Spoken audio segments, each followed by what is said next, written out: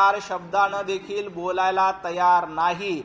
मी ही याच्या यादीमधली काही नावं तुम्हाला वाचून दाखवतो। एका मतदारांची 2-2, 3-3 ठिकाणी नावं आहेत आणि ही यादी मला उभाटा गटाच्या वरळीतील एका ज्येष्ठ उभाटा गटाच्या नेत्यांनी दिलेली आहे आणि त्यांनी मला सांगितलं की आम्ही किशोरीताई आणि उभाटा गटाच्या नेत्याला विनंती केली की ही यादी तुम्ही दाखवा, परंतु त्यांच्यामध्ये ही यादी दाखवायची हिम्मत नाही, कारण त्यांना भीती आहे की आपण मुस्लिम दुबार मतदारांवर शंका उपस्थित केली तर मुस्लिमांची मतं आपल्याला मिळणार नाहीत। त्यामुळं उभाटा गटाच्या वतीने देण्यात आलेली त्यांच्या एका ज्येष्ठ नेत्याच्या वतीने देण्यात येणारी यादी मी तुमच्या समोर वाचून दाखवतो, ज्याच्यामध्ये जवळपास 250 ते 300 नावं मुस्लिमांची आहेत आणि दुबार आहेत। त्याच्यावर हे शंका घेत नाहीत। किशोरीताई काल निवडणूक आयोगाबद्दल बोलत होतात, किशोरीताई काल तुम्ही दुबार मतदारावर बोलत होतात, परंतु या यादीमध्ये शेकडो दुबार नावं आहेत मुस्लिमांची, परंतु यातलं एकही नाव तुम्ही काल जाहीर केलं नाही। म्हणून ही यादी मी तुम्हाला वाचून दाखवतो। याच्यामध्ये बूथ क्रमांक 62 आणि बूथ क्रमांक 148 वर शेख मोहम्मद इक्बाल यांचं 2 वेळेला नाव आहे। एका ठिकाणी ऍड्रेस आहे तिलक नगर आणि दुसऱ्या ठिकाणी नाव वीर जिजामाता नगर ब्लॉक बी doctor E Moses road.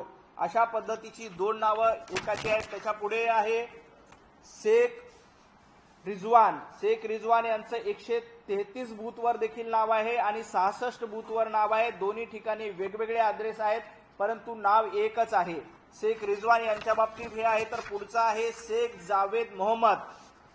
Javed Mohammed यांचं बूथ क्रमांक 75 वर नाव आहे आणि शेख जावेद मोहम्मद यांचं बूथ क्रमांक 195 या ठिकाणी नाव आहे।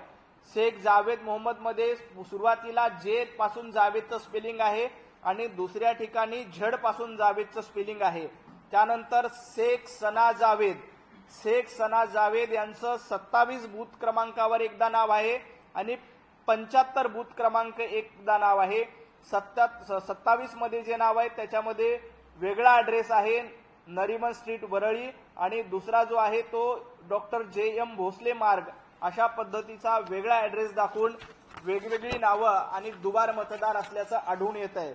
त्यानंतर शेख सुलतान हुसेन यांचं नाव बूथ क्रमांक 76 वर आहे आणि बूथ क्रमांक 200 वर देखील आहे। सुरुवातीला शेख सुलतान हुसेन यांचं पहिला ऍड्रेस आहे BDD चाळ 6 गणपत जाधव रोड वरळी आणि दुसरा ऍड्रेस आहे मरिमा नगर जे ब्लॉक आणि बेझेंट रोड। अशा पद्धतीचं वेगवेगळा ऍड्रेस या ठिकाणी आहे। आणि पुढचं नाव आहे शेख असम जावेद यांचं नाव आहे बूथ क्रमांक 156 वर आहे आणि शेख असम जावेद यांचं पुन्हा नाव आहे 82 वर।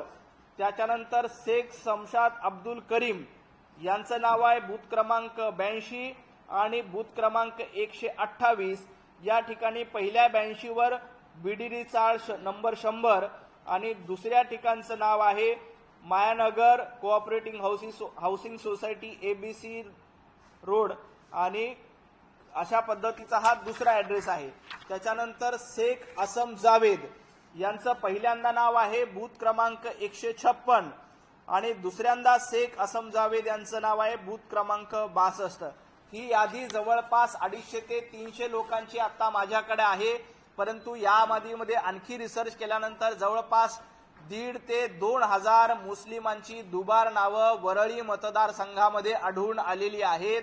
परंतु किशोरीताई पेडणेकर असतील, उभाटा गटाचे इतर नेते असतील, त्याच्यावर चकार शब्दांनी बोलायला तयार नाहीत।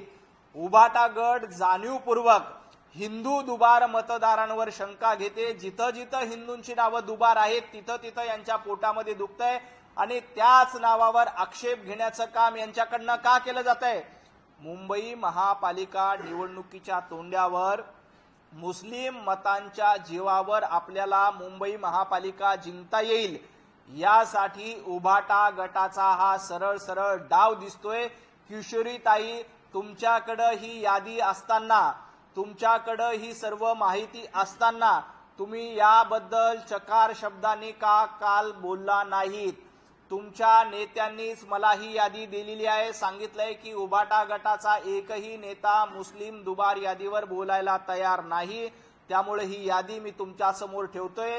ही प्राथमिक यादी आहे. यात जवळपास 200 ते 250 नावं आहेत. परंतु आणखी रिसर्च केला तर 1,500 ते 2,000 मुस्लिम दुबार मतदार एकट्या वरळी मतदारसंघामध्ये आढळतील.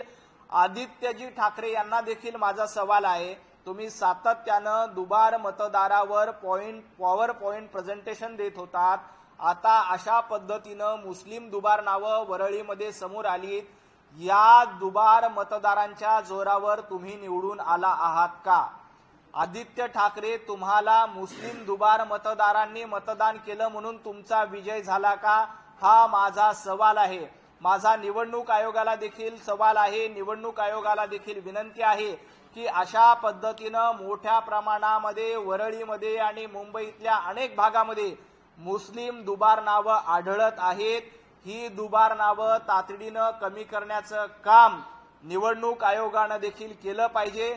निवडणूक आयोगानं या सगळ्या प्रक्रियेकडे तातडीनं बघावं आणि ही सगळी दुबार नावं हटवली पाहिजे. फक्त हिंदू दुबार नावावर आक्षेप घेण्याचं काम उभाटाच्या वतीनं सातत्यानं केलं जातंय. ही त्यांची दुटप्पी भूमिका आहे. मुंबई महापालिकेच्या निवडणुकीत हिरव्या मतांवर जिंकण्यासाठीचा हा डाव आहे. किशोरीताई, या सर्व प्रश्नांची उत्तरं तुम्ही दिली पाहिजे. आदित्य ठाकरे ज्या वरळी मतदारसंघातून निवडून आलेले आहेत त्याच मतदारसंघातले हे सगळे वॉर्ड महापालिकेचे आहेत.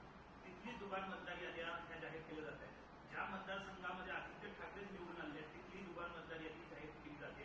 तुमची वेगळी काही मागणी आहे का? नाही, याचा अर्थ असा स्पष्ट आहे की आदित्यजी ठाकरे, तुमच्या मतदारसंघात जर का 20-22 हजार दुबार नावं आहेत असं तुमचं मत आहे, तर त्या दुबार मतदारांच्या जोरावरच आदित्य ठाकरे निवडून आलेत का? आदित्यजी ठाकरे यांनी आधी राजीनामा द्यावा, वरळीमध्ये आपला राजीनामा द्यावा आणि मग दुबार मतदारांबद्दल शंका उपस्थित करावी. या दुबार मतदारांच्या जोरावरच आदित्य ठाकरे वरळीमध्ये निवडून आले आणि संदीप देशपांडे यांचा पराभव झाला. त्यामुळं मनसेला देखील माझी विनंती आहे की तुम्ही वरळीमध्ये थोडं लक्ष घाला. कशा पद्धतीनं वरळीमध्ये आदित्य ठाकरेंनी दुबार नावं घुसवली आहेत का याची तपासणी करा. मग तुम्हाला लक्षात येईल की आदित्यजी ठाकरे यांचा विजय देखील अशाच दुबार मतदारांच्यावर झालाय का, हा प्रश्न या निमित्ताने उपस्थित होतोय. त्यामुळं आदित्य ठाकरे यांची पॉवर महाराष्ट्रामध्ये जनतेने आधीच कट केलेली आहे. आता आदित्यजींमध्ये हिंमत असेल तर या दुबार मतदाना प्रकरणात ते राजीनामा देतील आणि पुन्हा एकदा निवडणुकीला समोरे जातील.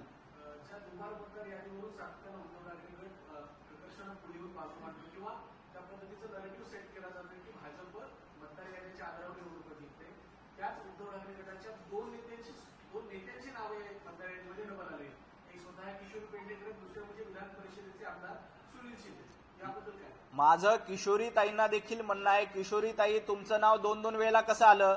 तुम्हीच त्याची नोंदणी केली होती का? तुम्ही नोंदणी केली असेल, तुम्हाला फायदा व्हावा म्हणून अशा पद्धतीची नोंदणी केली असेल, म्हणून कदाचित किशोरीताईंचं 2 वेळेला नाव आलं असेल. त्यामुळं किशोरीताईंचं नाव समोर आल्यानंतर विनाकारण निवडणूक आयोगावर टीका करतायत. अशा पद्धतीने ज्यांच्या कोणाची दुबार नावे असतील त्या सगळ्यांची हटवली पाहिजे. आणि सगळ्यात महत्वाचं म्हणजे अशा पद्धतीचे हजारो मुस्लिमांची नावं आहेत, ती हटवण्यासाठी किशोरीताई का मागणी करत नाहीत? काल पत्रकार परिषद घेऊन किशोरीताई एवढ्या जोरजोरात ओरडत होत्या, बोलत होत्या. किशोरीताई, ही नावं तुमच्याकडे होती ना, तुम्ही जी यादी तपासली त्यामध्ये ही नावं देखील तुमच्या समोर आली होती. परंतु तुम्ही या नावाबद्दल आक्षेप घ्यायला तयार नाहीत, या नावाबद्दल चकार शब्द काढायला तयार नाहीत. आणि आता भारतीय जनता पार्टी या नावाबद्दल बोलते. किशोरीताई, तुम्हाला उत्तर द्यावं लागेल की या नावावर तुम्ही ऑब्जेक्शन का घेतलं नाही? वरळीमधल्या या नावाचा तुम्हाला फायदा होणार आहे का? वरळीमधल्या या मतदारांमुळे तुम्ही निवडून येणार आहेत का? आणि त्याच्यामुळं अशा पद्धतीनं तुम्ही मुस्लिम दुबार मतदारांवर शंका घेत नाहीत आणि फक्त जाणीवपूर्वक हिंदू मतदारांना टार्गेट करण्याचं काम, हिंदू दुबार मतदारांना टार्गेट करण्याचं काम किशोरीताई पेडणेकर आणि उभाटा गटाकडनं केलं जात आहे.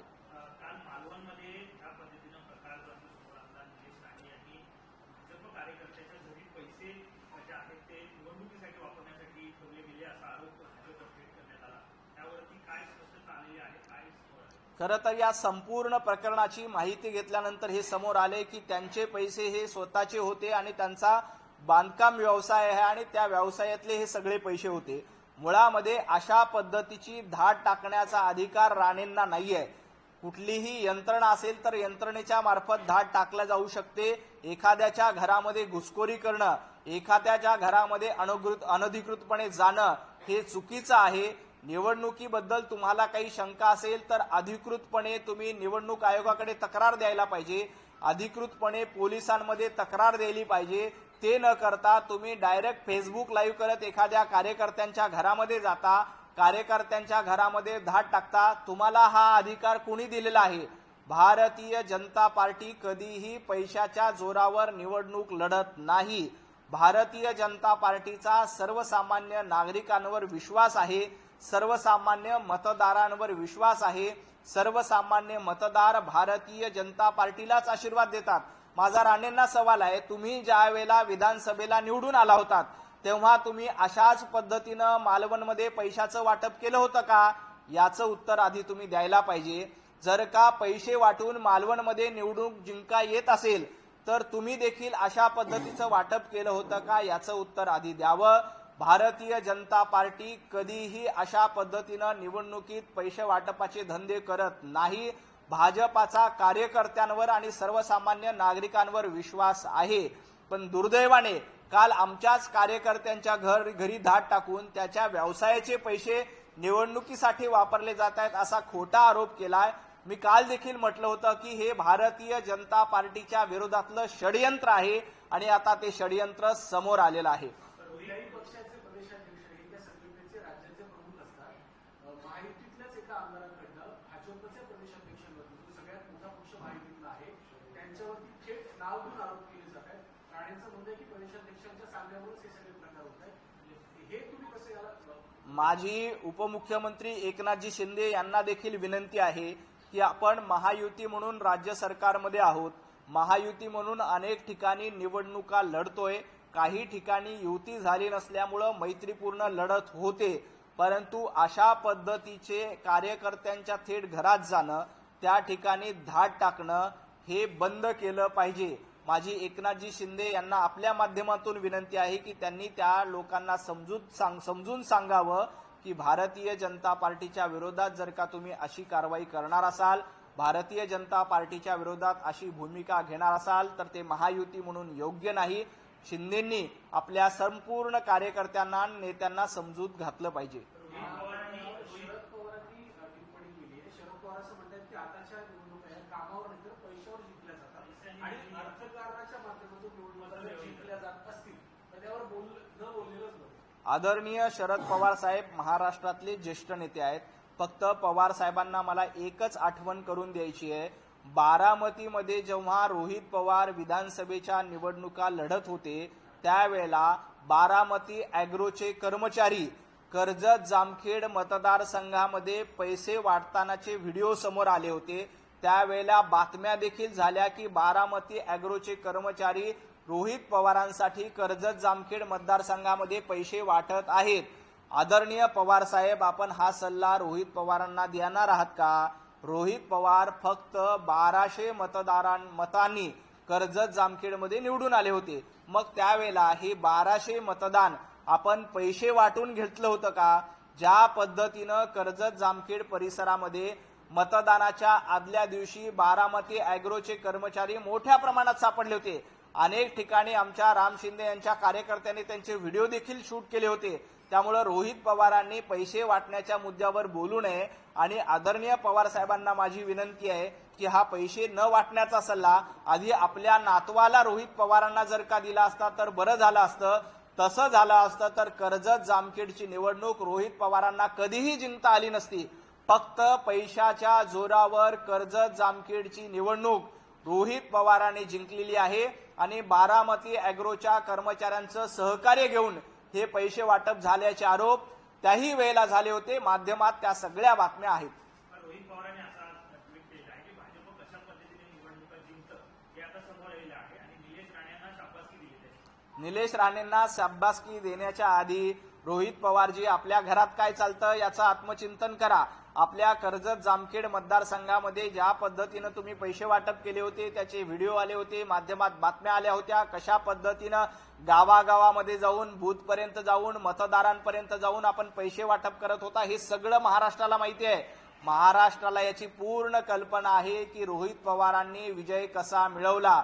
त्यामुळं शाबासकी देण्याच्या ऐवजी आपल्या मतदारसंघामध्ये पैसे वाटप कशा पद्धतीने सुरू होते हे रोहित पवारांनी एकदा महाराष्ट्राला सांगावं आणि पैसे वाटून निवडून कसं येतं याचा फॉर्म्युला एकदा रोहित पवारांनी महाराष्ट्राला द्यावा. अंबादास दानवेंनी एक पोस्टर ट्विट केलं. उमरगा येथील प्रचाराचे पोस्टर आहे. त्या पोस्टरवर एकनाथ शिंदे यांच्यासोबत सोनिया गांधींचा फोटो आहे, राहुल गांधींचा फोटो आहे. त्या एकनाथ शिंदेनी उद्धव ठाकरे सोनिया गांधींसोबत गेले म्हणून त्यांची साथ सोडली. तेच आता एकनाथ शिंदे त्यांच्या फोटोवर खरं तर अंबादास दानवे यांनी सोनिया गांधींबद्दल बोलूच नाही. सोनिया गांधींबद्दल जर अंबादास दानवे बोलत असतील तर वरून दंडा पडेल आणि तुम्हाला तुमचं पद देखील राहणार नाहीये. कारण सोनिया गांधींना मुजरा घालण्याचं काम, राहुल गांधींना शरण जाण्याचं काम कोणी केले महाराष्ट्रामध्ये? तर उबाटा गटानं सातत्यानं सोनिया गांधींसमोर मुजरा घालण्याचं काम. दिल्लीमध्ये जाऊन 3-3 दिवस कोण बसलो होतो? दिल्लीमध्ये गेल्यानंतर सोनिया गांधींची भेट देखील उद्धवजींना मिळाली नव्हती. त्यामुळं ज्यांनी आपला संपूर्ण उबाटा गट सोनिया गांधींच्या चरणाशी अर्पण केलेला आहे, उबाटा गटाची सोनिया सेना झालेली आहे, त्यांनी इतरांबद्दल बोलू नये. आपण आपले पोस्टर कशा पद्धतीने सोनिया गांधी बरोबर लावतायत? राहुल गांधींना तुम्ही नेते म्हणतायत. राहुल गांधी जो मतचोरीचा अजेंडा दिल्लीमध्ये नक्षल्यांचा अजेंडा पुढे रेटतायत, तेच आदित्य ठाकरे इथे रेटतायत. याबद्दल अंबादास दानवे यांनी बघायला पाहिजे. सोनिया गांधींच्या विरोधात जास्त अंबादास दानवेंनी बोलू नये. जास्त बोलला तर अंबादास दानवेंचं उरलं सुरलं पद देखील जाईल. आणखी एका राजकीय युतीची चर्चा आहे. शशिकांत शिंदे राष्ट्रवादी शरद पवार पक्षाचे अध्यक्ष आहेत. त्यांनी असं म्हटलंय की शरद पवारांची राष्ट्रवादी आणि शिवसेनेची युती, एकनाथ शिंदेच्या शिवसेनेची युती ही भविष्यातल्या एका नव्या समीकरणाची नांदी ठरेल. असं कुठलंही समीकरण होणार नाही, नांदी होणार नाही, नांदा होणार नाही आणि काहीही होणार नाही. या राज्यामध्ये देवेंद्रजी फडणवीस यांच्या नेतृत्वामध्ये महायुती अतिशय भरभक्कमपणे आहे. पुढची 5 वर्ष महायुतीचाच कारभार चालणार आहे आणि पुढची 5 वर्ष कुणालाही कितीही पोटामध्ये वाटत असेल की वेगळं समीकरण व्हावं, राज्यामध्ये वेगळं काही व्हावं, तर अजिबात वेगळं कुठलंही समीकरण होणार नाही. देवेंद्रजी फडणवीस, एकनाथजी शिंदे, अजितदादा पवार यांची अतिशय भरभक्कम युती आहे. आमच्याकडे 2/3 बहुमत आहे. त्यामुळे असे नवे समीकरण आले तर विधानसभेतही त्याचा काही परिणाम होणार नाही. स्थानिक स्वराज्य संस्थेच्या निवडणुकीमध्ये महायुतीच क्रमांक 1चा असेल आणि भारतीय जनता पार्टीच्या नेतृत्वात बहुतांश जागा या महायुती जिंकतील, याच्यामध्ये अजिबात शंका नाही. आपण बघताय या निवडणुकीमध्ये महाविकास आघाडीचे नेते कुठे दिसत आहेत का? उद्धवजी ठाकरे यांनी एक तरी सभा नगरपालिकेच्या नगरपंचायतीच्या निवडणुकीसाठी घेतली का? राज ठाकरे यांनी एक तरी सभा घेतली आहे का? काँग्रेसच्या सभेला प्रतिसाद मिळतोय का? काँग्रेसचे नेतेच जात नाहीत. बाळासाहेब थोरात गायब दिसतात, पृथ्वीराज चव्हाण गायब दिसतात, फक्त हर्षवर्धन सपकाळ कुठे कुठे प्रसिद्धीसाठी आरोप करताना दिसत आहेत. बाकी एकही काँग्रेसचा नेता ग्राउंडवर नाही, उबाटा गटाचा नेता ग्राउंडवर नाही. राष्ट्रवादी शरद पवार गटाची अवस्था देखील अगदी तशीच आहे. शरद पवार साहेबांनी आज पत्रकार परिषद घेतली. रोहित पवार वगळता राष्ट्रवादीचा शरद पवार गटाचा एकही नेता मैदानात नाही. त्यामुळे या सर्व स्थानिक स्वराज्य संस्थांच्या निवडणुकीमध्ये निकाल लागण्याच्या आधीच या महाविकास आघाडीने पराभव स्वीकारलेला आहे. महायुतीचं सरकार आहे राज्यामध्ये आणि वर्षभरात 1 वर्ष होऊन कारभाराला 1 वर्ष होईल सुद्धा. भाजपचा मुख्यमंत्री असताना सुद्धा सहयोगी पक्षांना मात्र मुख्यमंत्री पदाचे स्वप्न पडतात जाऊन. राष्ट्रवादीकडनं विधान केली जातात. काल दादा भुसेंनी पण विधान केलं. एकनाथ शिंदे पुन्हा एकदा राज्याचे मुख्यमंत्री होते. स्वप्न बघायला अजून जीएसटी लागत नाही, स्वप्न बघायला अजून टॅक्स लागत नाही. महाराष्ट्रातल्या जनतेनं विधानसभेच्या निवडणुकीमध्ये अतिशय स्पष्ट कौल दिलेला आहे की देवाभाऊंच्या नेतृत्वातच ही निवडणूक झाली आणि देवाभाऊच पुढचे 5 वर्ष मुख्यमंत्री राहतील, याच्यामध्ये कुठलाही बदल होणार नाही. प्रत्येकाला वाटतं की आपला नेता मुख्यमंत्री व्हावा, प्रत्येकाला अपेक्षा असते, पण त्यासाठी बहुमत आवश्यक असतं, त्यासाठी आमदारांची आकडेवारी आवश्यक असते. आता बहुमत महायुतीकडे आहे आणि भारतीय जनता पार्टीला जनतेच्या आशीर्वादामुळे सर्वात जास्त जागा मिळाल्या. त्यामुळे कुणीही कितीही स्वप्न बघितली तरी पुढची 5 वर्ष ही स्वप्न पूर्ण होणार नाहीत आणि त्याच्यानंतर देखील भारतीय जनता पार्टी जनतेच्या मनावर राज्य करतं. जनतेचे आशीर्वाद भारतीय जनता पार्टीच्या सोबत आहेत. पण ते शशिकांत शिंदे म्हणाले ना की पवारांची राष्ट्रवादी शिंदेची शिवसेना समीकरण होऊ शकतं, पण त्याचा काही कुठलंही समीकरण होणार नाही. पवारांची राष्ट्रवादी असू द्या किंवा अजून कोणी असू द्या, पवारांच्या राष्ट्रवादीची विधानसभेमध्ये काय अवस्था झाली आहे तुम्ही बघितलंय. त्यामुळं असं कुठलंही नवीन समीकरण येणार नाही. आणखी एक मुद्दा मला या निमित्ताने आपल्याला मांडायचा. काल 26/11चा मुंबईवरचा हल्ला झाला. या हल्ल्याच्या निमित्ताने महाराष्ट्र काँग्रेसने एक ट्विट केलंय. हे ट्विट मी तुम्हाला दाखवतो. या ट्विटमध्ये महाराष्ट्र काँग्रेसनं जाणीवपूर्वक एक असं नाव घुसवलंय की ज्याचा या संपूर्ण प्रकरणाशी काहीही संबंध नाही. काँग्रेसनं काय म्हटलंय ट्विटवर? 26 नोव्हेंबर 2008 रोजी मुंबईवर झालेल्या भ्याड हल्ल्यात प्राण गमावलेल्या सर्व ज्ञात अज्ञात निर्दोष नागरिकांना तसेच या हल्ल्यात मुंबईकरांच्या रक्षणासाठी आपल्या प्राणांची बाजी लावणारे शहीद हेमंत करकरे, तुकाराम ओंबळे, अशोक कामटे, सलीम खान, लक्षात घ्या सलीम खान व इतर बहादूर जवानांना भावपूर्ण श्रद्धांजली. आता सलीम खान नावाचं कोणीही जवान किंवा सलीम खान नावाचा एकही व्यक्ती मुंबईच्या हल्ल्यामध्ये शहीद झाला नाही, परंतु जाणीवपूर्वक सलीम जावेदची स्टोरी लिहायची, फेक नरेटिव्ह पसरवायचा, मुंबई महापालिका निवडणुकीच्या तोंडावर मुंबईतल्या मुस्लिम लोकांची मतं मिळवायची, यासाठी अशा पद्धतीनं सलीम खान नावाचं एक कॅरेक्टर उभं केलं जातं आणि काय सांगितलं जातं तर 26/11च्या हल्ल्यामध्ये ते शहीद झाले. आता हे सलीम खान नावाचं कॅरेक्टर अस्तित्वातच नव्हतं. आपण संपूर्ण रेकॉर्ड तपासा, त्याच्यामध्ये कुठेही सलीम खान नावाचा कोणीही व्यक्ती शहीद झाला नाही.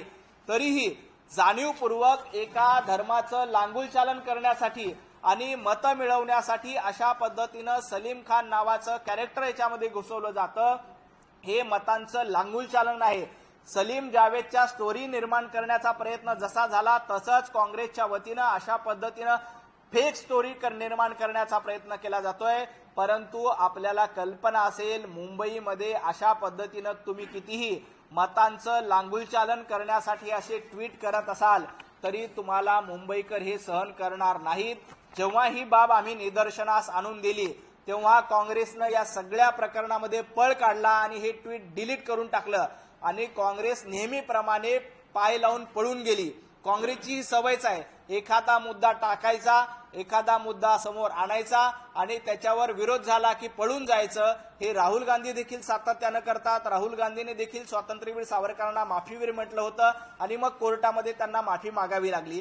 आता देखील मुंबई काँग्रेसनं अशा पद्धतीचा एक फेक नरेटिव्ह पसरवण्याचा प्रयत्न केला आणि भारतीय जनता पार्टीच्या कार्यकर्त्यांनी ही गोष्ट निदर्शनास आणून दिल्यानंतर पळून जाण्याचा प्रयत्न केला, हे ट्विट डिलीट केलं. परंतु ही काँग्रेसची मानसिकता काय आहे? हर्षवर्धन सपकाळ, तुम्ही याचं उत्तर दिलं पाहिजे. हा सलीम खान तुम्ही कुठून आणला? या सलीम खानला कसं जन्माला घातलं? हा सलीम खान कोण आहे? या सगळ्या प्रश्नाची उत्तरं हर्षवर्धन सपकाळ तुम्हाला द्यावी लागतील आणि मुंबईकर हा प्रश्न विचारतायत की असे फेक नावं तुम्ही का घालतायत? हर्षवर्धन सपकाळ आणि महाराष्ट्र काँग्रेसला याचं उत्तर द्यावं लागेल. काल बोरिवलीमध्ये तुमचे प्रमुख पदाधिकारी रमेश खंडकर यांच्यावर हल्ला झालेला, या हल्ल्याकडे तुम्ही भारतीय जनता पार्टीचे मुंबईचे सरचिटणीस आणि भारतीय जनता पार्टीचे प्रदेश प्रवक्ते गणेशजी खंडकर यांच्यावर काल भ्याड हल्ला करण्याचा प्रयत्न बोरिवलीमध्ये झाला आणि उभाटा गटाच्या काही लोकांनी जाणीवपूर्वक अशा पद्धतीनं मुद्द्याची लढाई गुद्द्यावर आणण्याचा प्रयत्न करतायत. आता गणेशजी खंडकर आयसीयू मध्ये आहेत, त्यांच्यावर उपचार सुरू आहेत. परंतु अशा पद्धतीचा भ्याड हल्ला भारतीय जनता पार्टीच्या मुंबईच्या सरचिटणीसावर तुम्ही करतायत. महाराष्ट्रामध्ये कायद्याचं राज्य आहे, मुंबईमध्ये कायद्याचं राज्य आहे. आमचा पोलिसांवर पूर्ण विश्वास आहे. अन्यथा भारतीय जनता पार्टीचे कार्यकर्ते देखील जशास तसं उत्तर देण्यासाठी सक्षम आहेत. जर का तुम्ही मुद्द्यांची लढाई मुद्द्यावर आणणार असाल तर भाजप देखील कमी करणार नाही. परंतु आमचा कायद्यांवर आणि पोलिसांवर विश्वास असल्यामुळे आम्ही कायदा हातात घेत नाही. कायदा हातात घेणं ही भारतीय जनता पार्टीची संस्कृती नाही. माझी उद्धवजी ठाकरे, आदित्यजी ठाकरे यांना देखील विनंती आहे की मुद्द्याची लढाई मुद्द्यावर झाली पाहिजे. मुद्द्यावर आणण्याचा प्रयत्न केला तर भारतीय जनता पार्टी देखील जशास तसं उत्तर देऊ शकते. महबूब शेख यांनी एक आरोप राज्य सरकारवरती गृह विभागावर केलेला आहे. त्यांचं म्हणणं आहे की रामभाऊ खाडे एक सामाजिक कार्यकर्ते आणि त्यांच्या पक्षाचे सदस्य आहेत, त्यांच्यावरती एक हल्ला झालेला आहे. देवेंद्र फडणवीस यांनी याचा मास्टर माइंड जो आहे तो शोधला पाहिजे, कारण असे हल्ले जे आहेत ते वाढताना पाहतात. निश्चितपणे कुठल्याही पक्षाचा कार्यकर्ता असतो, भारतीय जनता पार्टीचा असतो, राष्ट्रवादी शरद पवार गटाचा असो किंवा उबाटा गटाचा असो, कुठल्याही कार्यकर्त्यांवर अशा पद्धतीचे हल्ले होत असतील तर तातडीनं कारवाई झाली पाहिजे. माजी मुख्यमंत्री आदरणीय देवेंद्रजींना देखील विनंती आहे की अशा पद्धतीने हल्लेखोरांवर तातडी कारवाई करावी आणि पोलीस खातं, गृह खातं अतिशय सक्षम आहे. अशा हल्लेखोरांना कुठल्याही पक्षात असेल तर त्याला सोडलं जाणार नाही.